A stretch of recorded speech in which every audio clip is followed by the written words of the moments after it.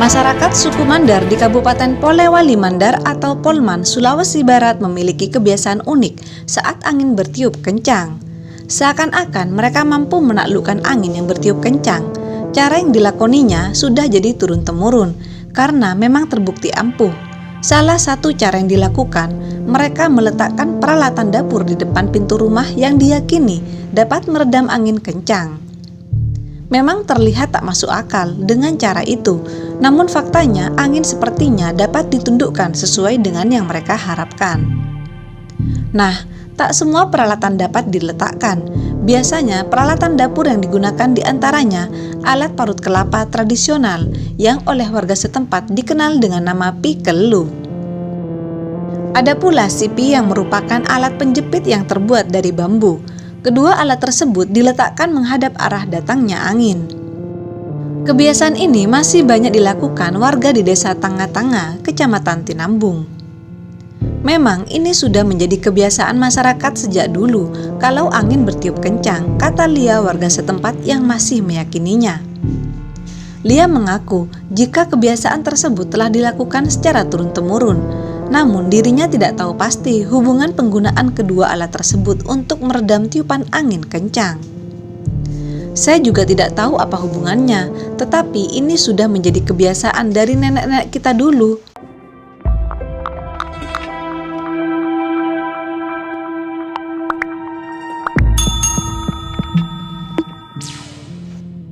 Setiap angin kencang bertiup pasti letakkan pikelu dan sipi di depan pintu. Jadi ini juga yang kami lakukan dengan harapan sama, yakni tiupan angin kencang berhenti. Warga lain bernama Syarifuddin mengungkapkan, kebiasaan ini sudah lama diterapkan orang tua sejak dulu, apalagi saat para suami masih melaut. Para istri biasanya langsung meletakkan kedua alat tersebut, pikelu anjoro dan sipi, di depan pintu rumah biar tidak makin risau dan berharap tiupan angin kencang segera usai, terang Syarifuddin. Menurutnya, kebiasaan ini tidak lagi hanya dilakukan warga di pesisir pantai, namun juga warga yang bermukim di daerah pegunungan. Dia mengaku saat tradisi ini dilakukan tidak lantas membuat angin berhenti bertiup kencang. Banyak yang buat seperti ini, bukan hanya kita yang tinggal di pinggir pantai, orang yang tinggal di daerah pegunungan juga ada yang ikut melakukan. Boleh percaya boleh tidak, karena tidak juga langsung membuat angin kencang berhenti saat ini dilakukan. Sementara budayawan Mandar Ridwan Alimuddin menerangkan, kebiasaan tersebut merupakan bagian dari tradisi yang dikenal dengan istilah usul. Jadi sebenarnya ini adalah bagian dari tradisi usul. Kita ada tradisi di Mandar namanya usul. Usul itu mengharap atau berdoa lewat praktik dan simbol. Dan penggunaan pikelu anjoro dalam praktek usul lantaran alat tersebut diyakini masyarakat setempat berhubungan dengan hal baik. Pikelu anjoro ini kan benda penting di rumah, berkaitan dengan lemak, berkaitan dengan simbol sesuatu yang baik.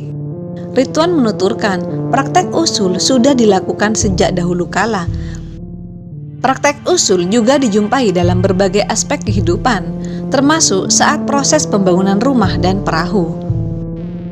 Ini sudah sejak dulu dilakukan banyak hal. Kalau kita mendirikan rumah, biasanya dipasangi emas di bawah tiang rumah dengan harapan banyak rejeki.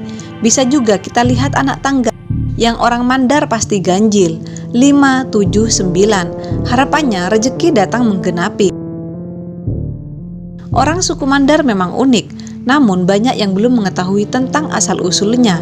Disebutkan bahwa nenek moyang orang Indonesia adalah pelaut. Nah, suku Mandar merupakan salah satu suku yang dikenal akan keahliannya menaklukkan lautan. Suku Mandar merupakan kelompok etnis terbesar kedua di Pulau Sulawesi setelah Bugis. Dulunya suku ini tergabung dalam suku-suku utama di Sulawesi Selatan seperti Bugis, Makassar, dan Toraja. Hingga akhirnya Sulawesi Barat berdiri sebagai provinsi pada tahun 2004. Anggota kelompok etnis suku Mandar tak hanya berada di Sulawesi Barat, mereka juga menyebar di beberapa wilayah lain, termasuk diantaranya yaitu wilayah Kalimantan. Asal-usul suku Mandar. Dilansir dari buku Polewali Mandar Alam Budaya Manusia yang diterbitkan oleh Dinas Perhubungan, Komunikasi dan Informatika Kabupaten Polewali Mandar, disebutkan bahwa suku Mandar terbentuk sejak abad 16. Suku Mandar terbentuk setelah adanya persekutuan antara 7 kerajaan di pesisir, Pitu Bakbana Binanga, dengan 7 kerajaan di pegunungan, Pitu Uluna Salu. 7 kerajaan pesisir meliputi Kerajaan Balanipa, Sendana, Pambuang, Banggai, Tapalang, Mamuju, dan Binuang. Sementara kerajaan pegunungan meliputi Kerajaan Rantai Bulahang, Arale, Tabulahang, Mambi, Matanga, Tabang, dan Bambang. Ke-14 kerajaan ini sepakat untuk bersatu dan membentuk persekutuan suku bangsa yang dapat saling menguatkan dan saling melengkapi. Inilah yang menjadi asal-usul terbentuknya suku Mandar. Latar belakang nama Mandar. Hingga saat ini, asal-usul nama suku Mandar masih menjadi perdebatan. Para sejarawan dan budayawan Sulawesi Barat belum mencapai kesepakatan mengenai penggunaan nama Mandar. Sebagian menyebutkan bahwa nama Mandar berasal dari kata Sipamandar yang berarti saling melengkapi. Diperkirakan kata ini muncul dari persekutuan ke-14 kerajaan pada tahun 1580 lalu. Namun hal ini dibantah oleh sejumlah literatur yang menyebutkan bahwa kata Mandar telah ada jauh sebelum persekutuan itu terjadi. Kata ini dapat dilihat di peta-peta Eropa tahun 1534 sampai 1540 yang memuat kata Mandar pada catatan pendaratan pertama pedagang Portugis di Pulau Sulawesi pada tahun 1530. Kemudian sebagian lagi menyebutkan bahwa kata Mandar berasal dari nama sungai di Balanipa yang bernama Sungai Mandar atau sekarang dikenal dengan Sungai Tinambung. Saat persekutuan terjadi, dipercaya bahwa kerajaan Balanipa merupakan kerajaan yang memiliki pengaruh politik cukup kuat. Sehingga nama persekutuan itu dikenal dengan Mandar. Sejarah suku Mandar sebagai pelaut hebat sejak zaman dahulu. Orang-orang suku Mandar telah dikenal sebagai pelaut ulung. Hal ini tercatat dalam berbagai sumber literatur kuno yang menceritakan kehebatan suku Mandar dalam hal-hal yang berkaitan dengan laut. Mulai dari pengetahuan mengenai teknologi pembuatan perahu hingga pengetahuan kelautan dan pelayaran.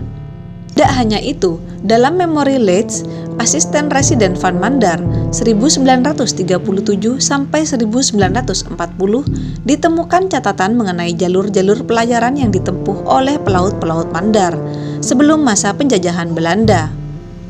Dalam tulisan itu disebutkan bahwa jalur pelayaran suku Mandar tidak hanya sampai Maluku, tetapi hingga ke Papua Nugini.